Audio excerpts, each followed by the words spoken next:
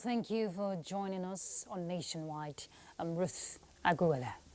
Minister of Foreign Affairs Yusuf Tugar says the federal government is engaging relevant agencies to ensure the stranded Super Eagles players in Libya are brought back home immediately. The Foreign Affairs Minister, while briefing State House correspondents at the presidential villa, expressed federal government's displeasure over the incident and promised that all the necessary diplomatic measures will be taken to address the situation. Well, it's the most unfortunate situation because the Super Eagles flew to Libya to play a match. As you know, the Libyan team was here. They were supposed to land in Uyo. Instead, they went and landed in Port Harcourt, where they were not supposed to land. And now our team has gone to Libya, and somehow the plane gets diverted to a different airport. And unfortunately, at that airport, there is no aviation fuel, because what we have just decided is they need to refuel and get out. We will not be able to allow them to continue. No food. You know, it's a good thing when they landed in Kano, they actually even got some water, some cartons of water. Otherwise, even water would have been a problem. But suffice it to say that we have established contact with them. We've sent people from the mission to go there that are representing the mission. They are in touch with the delegation there. I am also communicating directly with the chairman. And since last night, we've been on the phone with the Chargé d'Affaires, because Libya doesn't have an ambassador here. So we're in touch with the Chargé d'Affaires, and I'm heading back to the ministry now, where we have summoned the Chargé d'Affaires, the Libyan Chargé d'Affaires. This issue has to be resolved as quickly as possible. So we're on top of the situation. In the meantime, Chairman Nigerians and Diaspora Commission Abike Dabiri-Arewa has condemned the treatment meted out to Super Eagles team by Libyan authorities ahead of its second leg match slated for Tuesday in the country. She called on CAF to treat the matter with the seriousness it deserves, as the players, the pilots and others on board the flight had been stranded and subjected to inhumane treatment at the airport for over 13 hours without water, food, rest and other means of communication. Similarly, Chairman House Committee on Sports, Kabiru Amadu, has condemned the ill treatment of the Super Eagles in Libya ahead of their Tuesday's AFCON qualifier in Benghazi. He says the ill treatment by the Libyans has gone beyond antics of teams to unsettle their opponents, stressing that the action of the Libyan government puts a dent on the image of football on the continent. The Chairman, House Committee on Sports, however, praised the Super Eagle players for their tenacity and patriotic spirit, assuring the team that the Nigerian government will always give priority to their safety. Earlier in the day, during Panorama to be precise, we had reactions which continue to trail the ill treatment melted out to the Super Eagles of Nigeria by the Libyan Authority. Well, this time around, the Nigeria Football Federation media officer and stadium announcer, Mr. Pius Idoko, was on NTA's program, I Told You Panorama. He said they're waiting for the Confederation of African Football's decision on the matter. But let's see an excerpt to that. Look at how the players already they are worn out. How do you don't have at the airports? You've been there for over 13 to 15 hours. No food, no water, no means of communication. Nobody does that. It's definitely going to have it will take its toll on the performance of the players, except the I can do spirit of Nigeria of the Super Eagles that decide to come up with that attitude. But however, I tried to communicate with the director of communications, and he said the players, from every indication, they are not willing to play this match anymore. They are ready to boycott this match, so that CAF will take a good stand as regards this issue. Right, there you have it, Pius Idoko there representing NFF on his opinion. Let's head to Lagos to join Michael for our next set of reports.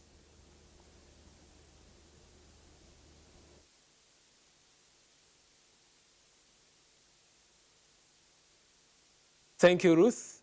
The ugly incident of building collapse occurred again in Lagos at a place.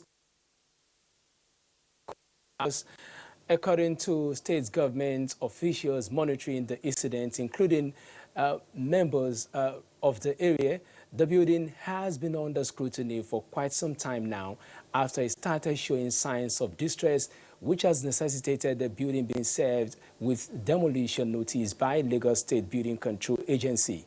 Few residents were still occupying the structure managed to rush out of the building with some of their belongings, while others were not so fortunate to pick anything, which has to pick anything after the structure. From the back, I came back and I was telling my wife that, have you seen this? Happened today break. She said, she has not seen it. I said, okay, I'm going down. On my way getting down, I saw a shop under the building that's coming down gradually this morning. So immediately I rushed back to my house, called my wife. We ran out of the house. The minute we ran out, the house collapsed. No life was lost in the incident as residents were quickly evacuated before its total collapse.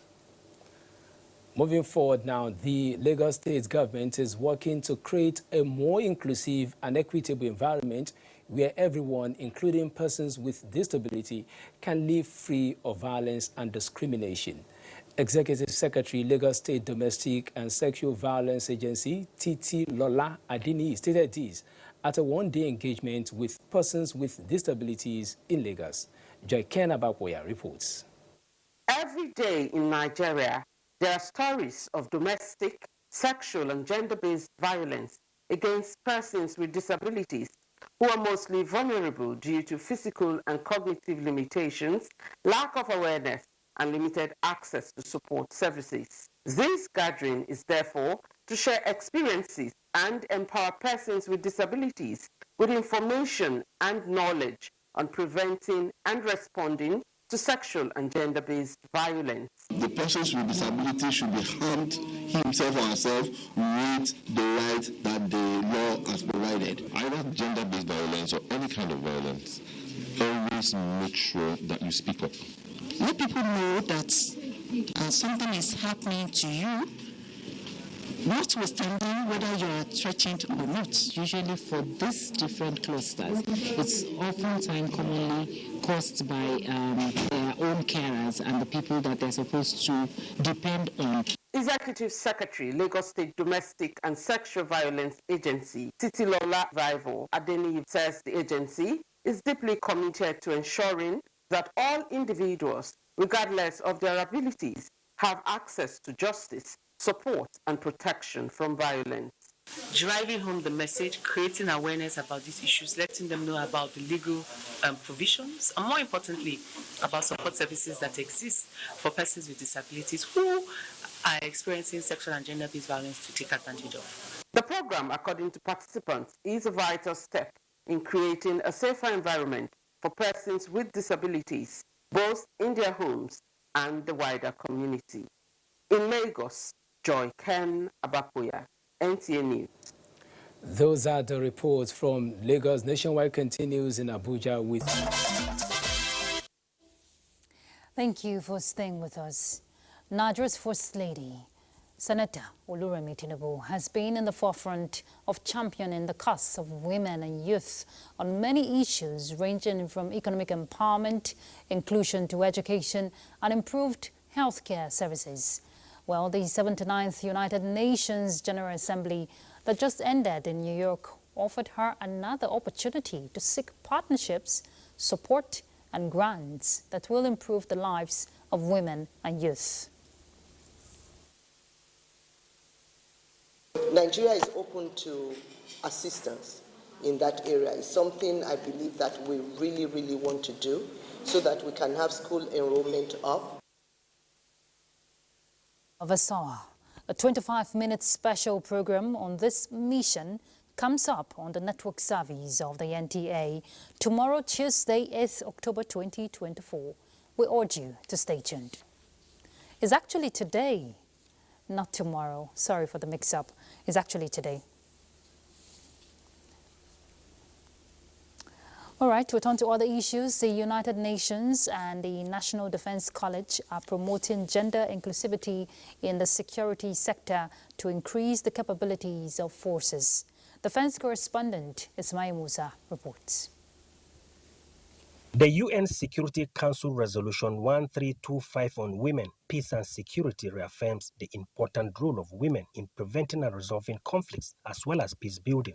Despite this, women are most times relegated from such roles. This is what this training at the National Defense College Abuja aimed to address. The National Defense College, as the apex hub of building leadership capacity and fostering a network of support, our goal is to establish a mentorship culture that can be institutionalized, one that provides continuous support and guidance to the next generation of female leaders and, by extension, their male counterparts. Records show that women and children are vulnerable during conflicts. This forum is advocating a mentorship model to promote women's inclusion in sensitive security operations. Over the years, we have increasingly recognized the need for gender inclusivity, not just as a moral imperative, but as an operational necessity. The efforts of the Nigerian Army towards gender inclusivity are rooted in the understanding that true strength lies in diversity. Half of the world's and also of Nigeria's population cannot create peace alone. If we want lasting peace and security, we need women's participation. The authorities of the National Defense College are optimistic that programs like this will help to eliminate the barriers to women's inclusion in leadership roles in the security sector. In Abuja, Ismail Musa, NTA News. Experience have shown that when offenders are brought before the law for interrogation or prosecution, the result of the process usually leaves deep-seated sense of bitterness and animosity between the offender and the victims of the crime. Now, this approach of dispensing justice is giving way to the adoption of a friendly system called restorative justice for the benefits of everyone involved in the process of litigation. Let's see that. At the dawn of independence, Nigeria began the gradual process of change from the legal and policing systems inherited from the colonial masters towards a homegrown legal system. But that enduring feeling by a victim that the punishment meted out to an offender of a crime did not adequately assuage his feelings of hurt led to the introduction of restorative justice to the Nigerian legal system. This practice aims to repair the harm done to victims by ensuring that offenders take responsibility for their actions irrespective of whether they are found guilty or not. Developed for FCT is a restorative justice bill, which will set out a legal framework for operationalizing restorative justice in FCT. It engages offenders, victims, and the community in a meaningful way, promoting accountability, healing, and rehabilitation. Drawing from his experience on the benefits of restorative justice to promoting communal friendship, Detsu of Kwali in Abuja, Luka Yedo, advocates incorporating community leaders in the process. That offenders should be accountable. By so doing, you will bring healing. You can have a good training manual, you can have a practice direction and sentencing guidelines, but you need to get the buy-in of stakeholders. The UN Office on Drugs and Crimes advocates need for countries to adopt the practice direction is gaining traction in Nigeria, with Lagos, Delta, and now the FCT leading the charge in implementing restorative justice model. Stakeholders at the forum on the practice identified the few grey areas which will require some fine-tuning, and they indicate a readiness for the task. In Abuja, Dele Atumbi. In other news, the Chief of Army Staff has inaugurated a Nigerian Army Forward Operating Base in Kogi State, aimed at strengthening security ties between Kogi, Ekiti, and Kwara states. Ajibola Christopher reports that the facility was donated by Senator Sunday Karimi, who represents Kogi West Senatorial District at the National Assembly. The rise in banditry, kidnapping and armed robbery along the highways and forests bordering Kogi, Ekiti and Kwara states prompted the construction of the forward operating base in Egbe, Yagba West local government area. The facility was donated by Senator Sunday Karimi, representing Kogi West Senatorial District. It features 2 hostel blocks with 92 furnished rooms, a central kitchen, an administrative block, commander's quarters, officers' mess, mini cells, CCTV and Wi-Fi for enhanced communication. The main objective of this project is to ensure security of lives and properties of our people. This will not only serve Egbe, as we've said, even the military men said it, is going to serve the entire Kogi. During an inspection, the Chief of Army Staff, Lieutenant General Taurid Lagbaja, represented by Major General Obina Onubogu, thanked President Bola Ahmed Tinubu for his leadership in safeguarding the nation. In particular, this forward operating base will support our efforts at stopping and deterring bandits, criminals, gun runners, and other criminals who operate along the forests and rivers adjoining Kogi and Kwara states. To this end, I want to assure the distinguished senator and the good people of Egbe and Kogi state that this facility will be used for the purpose for which it was constructed. He urged the troops to remain vigilant against emerging threats. Goodwill messages from leaders also praised the initiative as a milestone for Yagba land. Well, the rate of kidnapping and ritual killings in Ogun State is becoming worrisome, raising concerns among stakeholders. Yemi Dalemo has a situation report for us now. Recent times, Ogun State have been on the news with negative stories such as kidnapping, armed robbery, rape, cultism, ritual killings, among others. From the 29th of January this year, when the news broke of 4 teenagers who killed a girl, severed her head and burnt it for ritual purposes, to the recent arrest of a 29-year-old Philip Ogunaike, an alleged serial killer who confessed killing at least 3 young girls, including an 18-year-old secondary school student. It has been tales of woes. It's because of the phone that we used to see from them that we wanted to collect the phone from them. And it's because of the back gang that we used to join. That is what it used to lead us to. That's what lead us to those things. Me and Danjuma and those courtesan members, once they catch us, like if they want to give us judgment, they should just give us, they should go and kill us, because they are the one that lead me to that stupid things. Ogun State Police Commissioner Abiodun Alamutu revealed that the suspect's method was to lure his victims into the forest, where he would tie them up, strangle them, and then abandon their bodies after stealing their phones. It's just entrapped by way of cajoling them into their timely death. It's a pity, but the law has to take its course. But I believe we need to escalate this so that our youths will be reminded that the only road to success is hard work. Investigations reveal that females are mostly victims of the ritual killers as they hunt for their body parts. In Abuja, Yemi Dalemo, NTA News.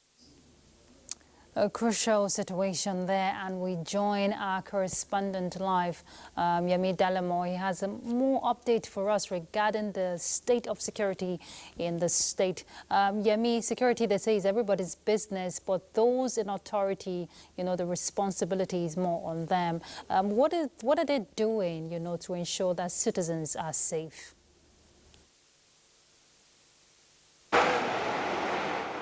Well, thank you, Ruth, for joining us in Abuja. Let me just give you briefly the accounts of kidnappings and ritual killings in Ogun State.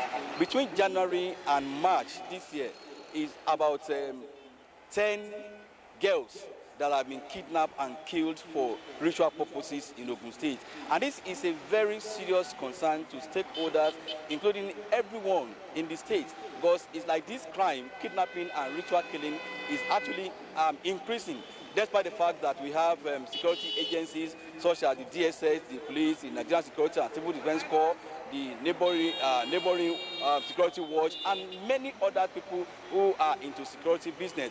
But the fact is that they were not being able to apprehend those. All right. We seem to have lost signal there from our correspondent Yemi Dalamo in Ogun State, giving us situation report on what the security agencies are doing to ensure that citizens in the state are safe, most importantly secured.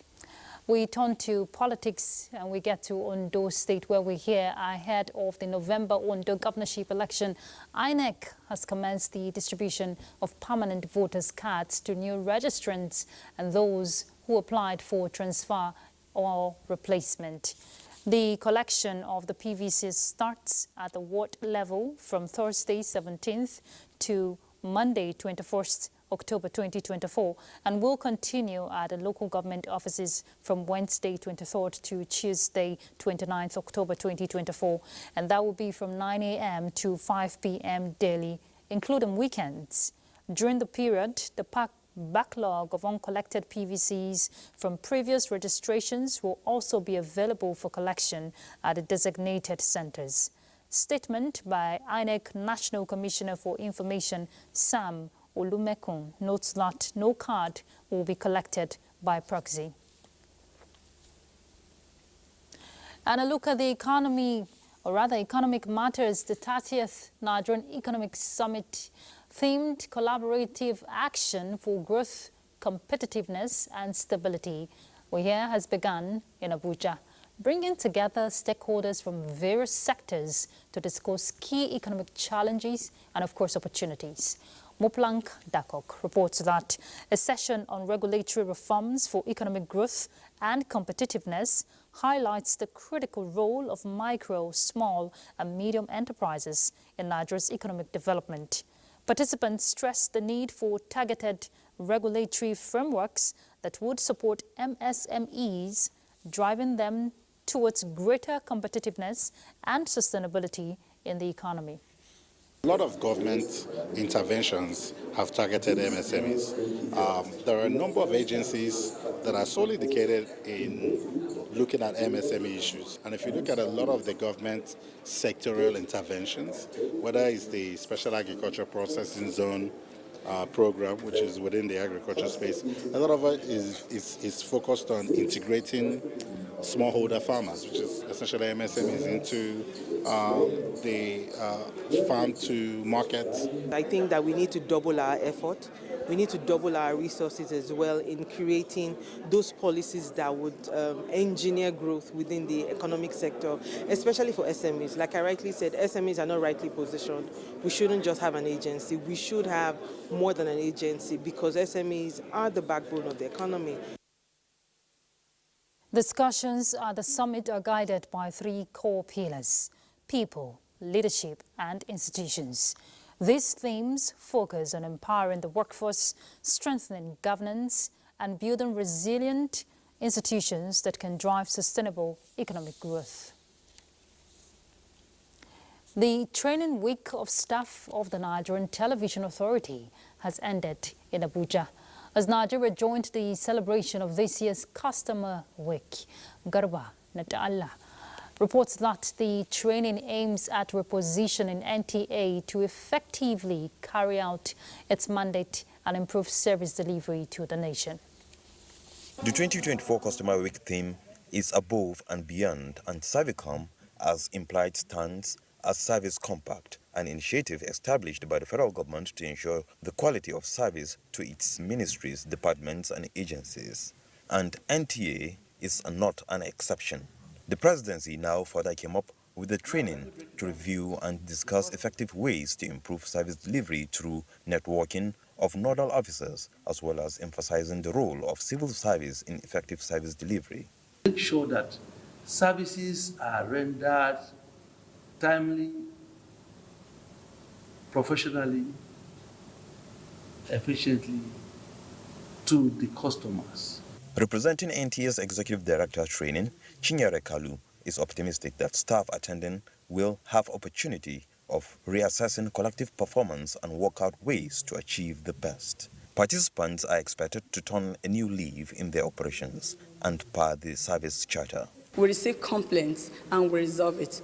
Most times, if the complaints are for directorate, we escalate, interact with the respective directorate and get the answers and response. And also we call the complainants and make sure that the issue is settled. We have a complaints book that sometimes they come, they put it down, and we resolve it, we work from there. I have learned now that we should serve the public in a very good way. We learn so many things, and it's all about improving our services delivery. Measures adopted to promote service delivery include to institutionalize a culture of continuous performance improvement. In Abuja, Garab Muhammad Ta'ala, NTA News. Participants at the just concluded retreat on compressed natural gas conversion centers have identified the federal government policy on compressed natural gas with the establishment of more conversion centers in the country to fast-track transition in the transport sector to ease the pressure on premium motor spirit, that is petrol. Minister of Transportation, Senator Said Al-Kali, said the National Institute for Transport Technology, Zaria, is among centers established by the federal government to cater for the Northwest. Adamu Sunday reports. The introduction of the new policy in the road transport subsector is geared toward mitigating high costs of transportation occasioned by the removal of fuel subsidy. Therefore, compressed natural gas alternative form of energy is adopted by the President Tinubu's administration to transit from the consumption of premium motor spirit to CNG. Centers established are to undertake the conversion of vehicles. This is what prompted the National Institute of Transport Technology, Zaria, to organize a retreat to acquaint participants with relevant know-how. The Institute has undertaken several national assignments, including the NBUIL program. Also, the Institute has secured the approval of the infrastructure concession and regulatory permission at OBC level on 2 of its critical PP projects in areas of alternative energy, auto gas, and data bank. While acknowledging federal government's stride on paradigm shift in road transport subsector, Minister of Transportation noted that the country stands to benefit a lot from the policy. Look at the distance that is covered with CNG in terms of petroleum. So by the time you have a thorough analysis of the cost and benefit, you now came to realize it's still cheaper to do the conversion and get your car back to CNG or LNG as the case may be, rather than using the petroleum. Speakers are optimistic that the conversion center will create job opportunities for unemployed people in the region. They applauded President Bola Ahmed Tinubu for his doggedness in repositioning the nation's economy. In Kaduna, Adamu Sunday, NTA News. And from Kaduna, let's quickly get to Sokoto to join Sadia. She'll bring us our next set of reports. Join us in Sokoto. Minister of State for Defense Bello Muhammad has inspected a special unit reserved for the takeoff of attacked aircraft from the base to the theatre of operations in the northwest. The inspection was at the instance of the Governor of Sokoto State, Ahmed Aliyu, at the Sultan Abubakar III International Airport, Sokoto. Bashir Ibrahim Nababa reports. The government aimed at providing additional platform for the air component of the ongoing military operation in the northwest. This followed a request by leadership of the Nigerian Air Force that sought Governor Ahmed Aliyu administration support to operationalize its base in Sokoto. Minister of State Defense Bello Muhammad expressed gratitude to Governor Ahmed Aliyu for the facility, stressing that when completed it will facilitate seamless attack on the bandits and their enclaves. It will be easy for our security agencies to monitor and to do seamless operation in the northwest, particularly in Sokoto State. Governor Ahmed Aliyu, who acknowledged the federal government concern on security situation in the state and efforts of the defense ministers and the service chiefs, reiterates his administration's determination to sustain the cooperation to end bandits' atrocities in the region. For the development of the Alpha Jet in the state, it will go a long way on fighting this crime and the criminalities in our Northwest zone. The reopening of one of the roads closed down due to incessant attacks on motorists by bandits in eastern part of Sokoto State by the Minister of Defense Bello Muhammad, demonstration of the success recorded recently by the security forces prosecuting the war against bandits and criminal elements in the Northwest. From Sokoto, Bashir Ibrahim Nawaba, NTA News. Minister of State for Education Dr. Yusuf Tanko Sununu has inaugurated a hostel for house officers at the Usman Danfodio University Teaching Hospital, Sokoto. The project aims at ensuring improved access to hospital facilities, specialized care and the community by the community, and contribute to the attainment of national health goals. Dalhata Abdullahi reports. The idea of construction of the hostel was conceived and captured in the federal government budget by the Minister of State for Education, Dr. Tanko Yusuf Sununu, then as member House of Representatives. The aim is to provide conducive living quarters for the house officers who are medical graduates undergoing their mandatory housemanship at the hospital. Inaugurating the hostel, Minister of State for Education, Dr. Yusuf Tanko Sununu, stated that the completion is part of President Tinubu's renewed hope agenda in the health sector. It's a condition for any hospital that wants to train house officers to have a befitting accommodation. And also because the hospital is continuously increasing, opening many more departments. Chief Medical Director Usman Danfodio University Teaching Hospital, Sokoto, Professor Anna Sabir, expresses appreciation to the federal government for providing the edifice, noting that it would go a long way in improving learning experience, patient care, and contribute to development of a skilled and unskilled healthcare workforce in the country. This project within the hospital is something that is very remarkable and is going to solve a lot of problems within the institutions. The hostel is expected to reduce accommodation challenges faced by house officers in the hospital and by extension enable them to focus on contributing their quota toward improvement of healthcare services in the state and the country. In Sokoto, Dalhatu Abdullahi, NTA News.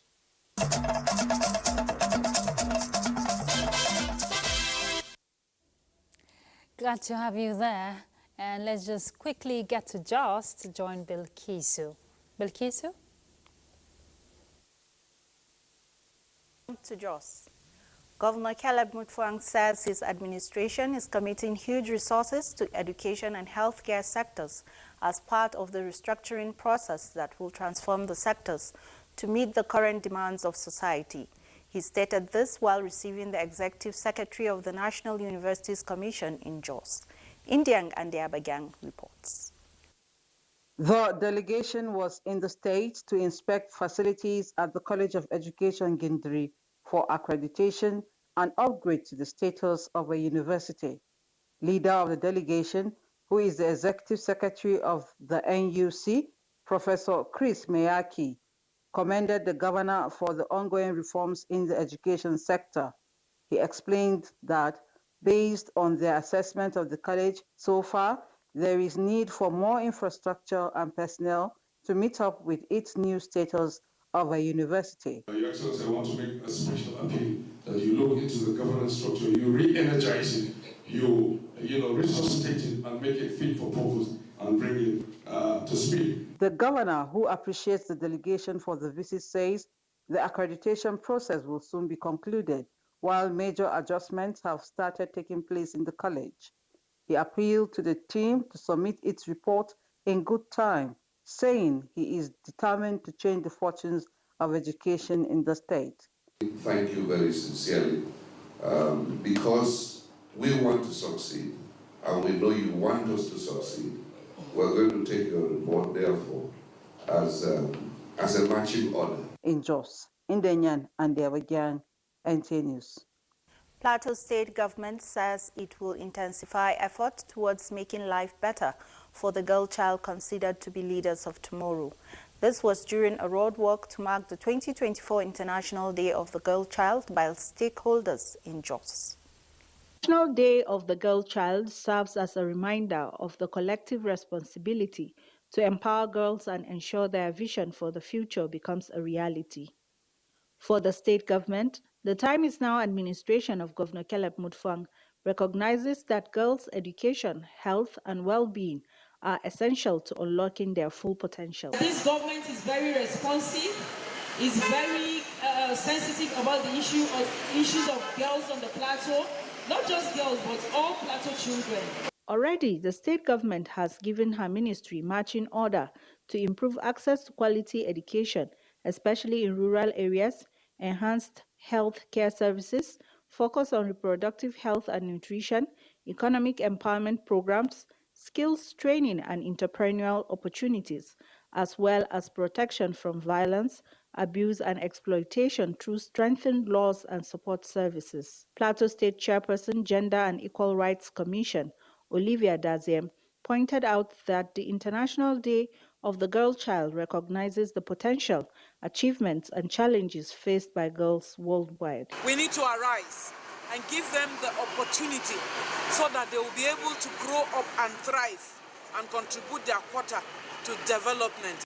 Key messages to mark the day include: stop the violence, girls matter, girls power, stop trafficking, girls are humans, as well as let's educate our girls. That's our contribution from Jos. It's back to Ruth in Abuja for the continuation of Nationwide. Thank you, Bilkisu. The old-time religion, which allows for prayers and following leaders with the truth, has been described as a way to salvage Nigeria at the crossroads. President, Nigerian Baptist Convention, Reverend Dr. Israel Adelani Akonji, made the submission at the Glory Land Baptist Church 20th anniversary. Deborah Bala Bobo reports.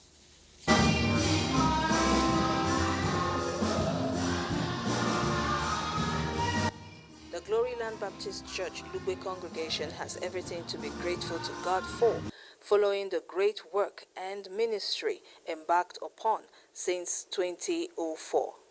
Nearer, my God, to thee, nearer to thee. Now, telling the story of this church, like I told you, it was both sweet and bitter. Very difficult, but highly rewarding. So I give all the glory to God, and the theme for this celebration is grace alone. To me. And I must tell you, I'm so humbled today. I'm humbled as always. When I see this, I'm humbled. Taking a tour of the well-established edifice of the church, the groundbreaking of the secondary school block, and dedication of the church building complex, President of the Nigerian Baptist Convention, Reverend Israel, commended the church for putting up God's glory in the church complex, despite the economic reality of the country. Part of the task of the church is to be praying for kings, for rulers, for those in authority. It is a direct instruction. And if the church should be doing that as expected, definitely a lot of things will change. When you are doing that, you make God happy. You make God know that the nation has not been handed over to the people. The nation is still his own. You can see the enormity of the work that these people of God are doing in this place. It is quite amazing. And I can say that they are leaving behind a very big shoe for me to wear. I would like to thank God Almighty for fulfilling his promise upon this church. The anniversary also featured a symposium on the theme of the celebration, the church in a nation at a crossroad. The church must begin to intentionally raise leaders. The problems we see in Nigeria today, the church is the solution to it. That is why God has put us here. Christians are among the Nigerian elites who are often exploited the poverty and ignorance of the majority of our people and cashed in on the existing ethno-religious antipathies and polarities for blind and selfish political and economic ambition. They urge the church to continue to remain steadfast in prayers for the church and nation at large. In Abuja, Deborah Balabu, NTA. The National Stakeholders Forum, held by industry players, is to revalidate the draft National Intellectual Property Policy and Strategy for Nigeria. Gofan Shaji Ungwai reports that the review of the 2022 policy aims at addressing emerging concerns in the country's intellectual property landscape. Robust IP policy will empower innovators. Industry experts and stakeholders are deliberating on the draft policy on intellectual property with a focus on key areas such as copyright, trademarks and patents. The Ministry of Arts, Culture and Creative Economy, in collaboration with the Ministry of Industry, Trade and Investment, are emphasizing that a robust intellectual property framework is crucial for driving innovation, economic growth and attracting investments. The protection of intellectual property is essential for empowering our creatives, for safeguarding our cultural heritage and driving innovation across every sector. Together we can build a framework that not only protects but only nurtures the unique expressions of our people, ensuring they flourish both locally and on the global stage. Strong IP protection is a key consideration for foreign investors.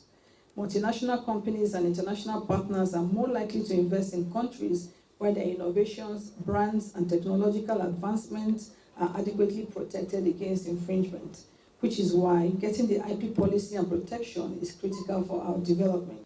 They believe that Nigeria's revised intellectual property policy will set the stage for a creative and innovative economy, safeguarding creators' rights and fueling sustainable development. In Abuja, Gufan Shaju Ogoanyi, NTA News. In line with the renewed hope agenda of President Bola Ahmed Tinubu to improve healthcare services in rural areas, critical medical equipment have been donated to 2 primary health centers in Ijumu local government area of Kogi State through the National Lottery Trust Fund. Jonathan Omajali has more on the inauguration of these items. With its mission to address critical needs, the National Lottery Trust Fund identified 2 communities in Ijumu local government area of Kogi State to enhance their health sectors. The communities, Iyagbede and Ikoyi, were in joyous mood as various medical equipment including diagnostic equipment, surgical tools, patient care supplies, and laboratory diagnostic instruments, among others, were given to their primary health centers.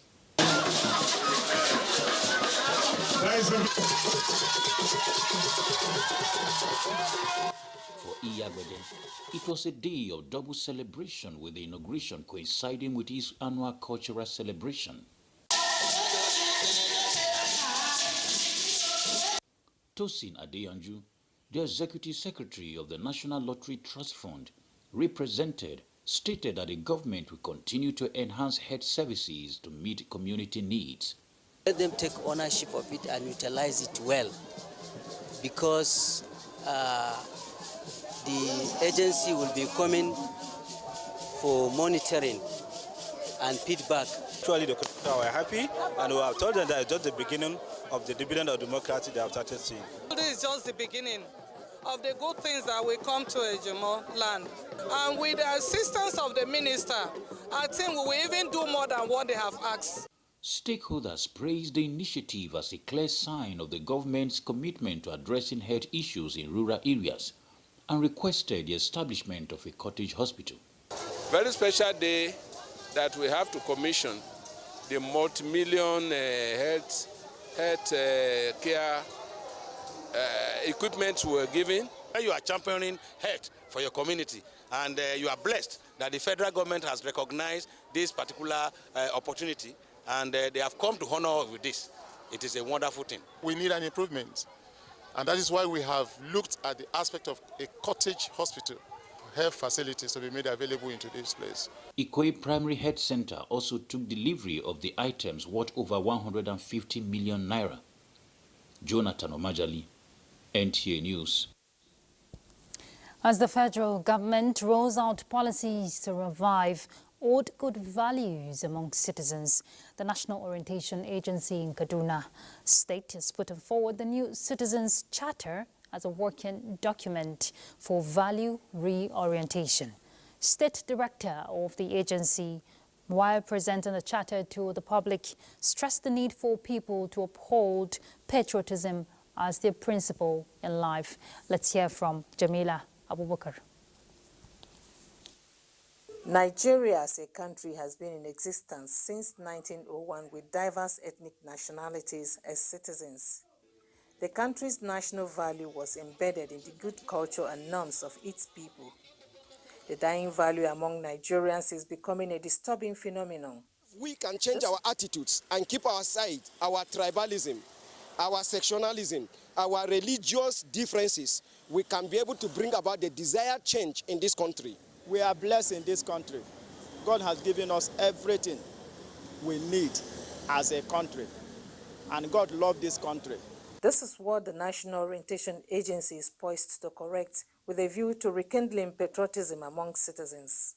While presenting the documents in Kaduna State, the State Director, National Orientation Agency, Hamisu Abubakar Meere, said, "Time has come when citizens will jettison ailing values with negative effects on the country." He said the agency will mount a rigorous enlightenment campaign to educate people of Kaduna State on the importance of values. Mandate us to promote democracy as best model of government and promote values that will ensure peace, orderliness, and moral conduct. Over the years, especially in the last 1 year, we have pursued this mandate with extra vigor. He emphasized on citizens supporting government at national and subnational levels as part of their civic responsibility. Abubakar Meere noted with satisfaction steps taken by the present administration in institutionalizing patriotism and good moral values among Nigerians. In Kaduna, Jamila Abubakar, NTA News. And that concludes Nationwide. But before we go, let's remind you of a special program, Odyssey of Asawa, talking about the opportunities by the First Lady of Nigeria, Senator Oluremi Tinubu, at the just concluded 79th Hunger. Well, you don't want to miss that tonight at 8:30 p.m. on the network service of the NTA. It's actually 8 p.m.